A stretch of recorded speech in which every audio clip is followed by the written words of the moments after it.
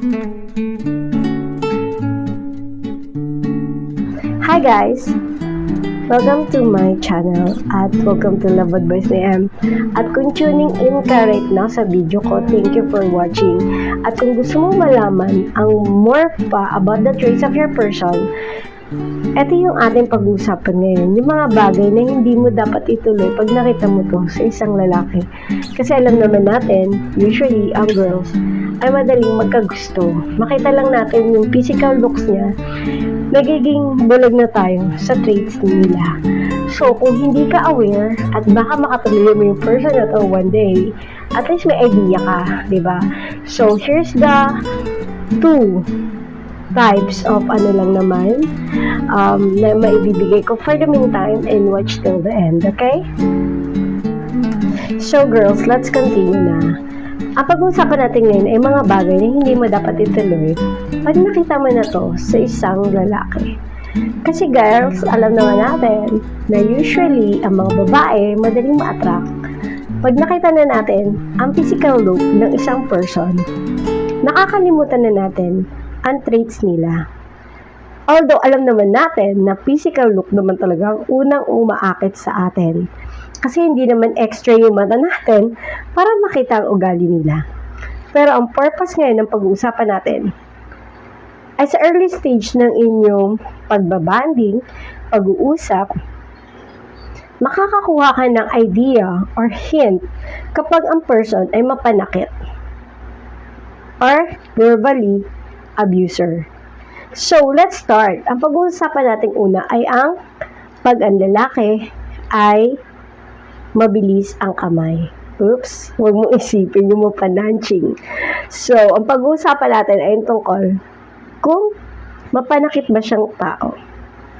Kasi girls, alam naman natin kapag ang tao ay mapanakit, hindi ito nagkikare sa nararamdaman mo. Sensitive ang babae. Pero dahil mahal nila ang lalaki, iniisip nila, normal lang to. No, hindi normal. Kahit sabihin mong mahampas mo lang siya at nasaktan siya konti, pero ni-return agad niya to sa'yo. Girls, hint na yon. Once or twice, i-let go mo na yon. Red flag yon. Promise, maniwala ka sa akin. Kahit gaano mo pa yung kamahal, huwag mo nang palalimin yung pagmamahal mo. Dahil dun pa lang, kung kaya kanyang saktan sa simpleng sakit na naramdaman niya sa palo mo, what more pag nagkaroon kayo ng matinding argumento? Diba?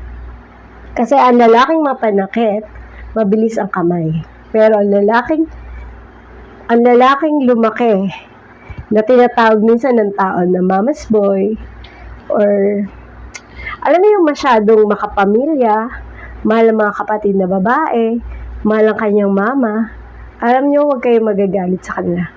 Kasi sila ang totoong mga lalaki na lumaki sa mga nanay na hindi kayang manakit ng babae. Mas maganda ka nga magtatalo kayo pero tatalikuran ka lang niya. Kasi in short, ayaw kanyang saktan. So, number 1 yun, girls, okay? Aware kayo dapat doon.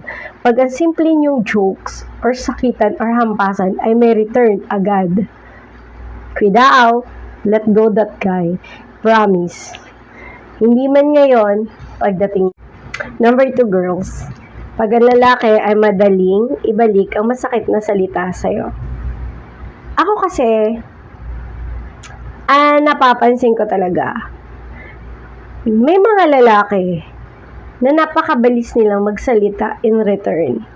Na masalibihan mo lang ng hindi maganda, may balik na sa'yo. Well, kiss agad yun dapat. Dahil doon pa lang signs na yon na when times come, para magiging verbal abuser siya sa'yo.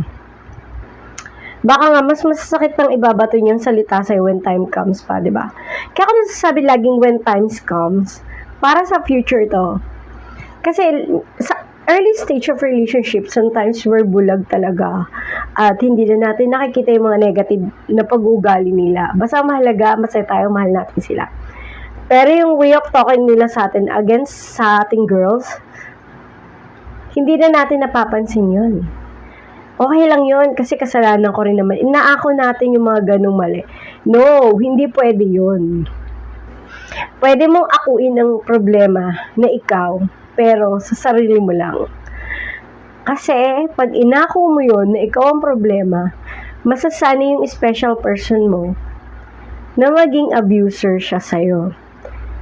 Doon nagkakaroon ng mga lalaking mapanakit at mahilig mag-verbal abuser.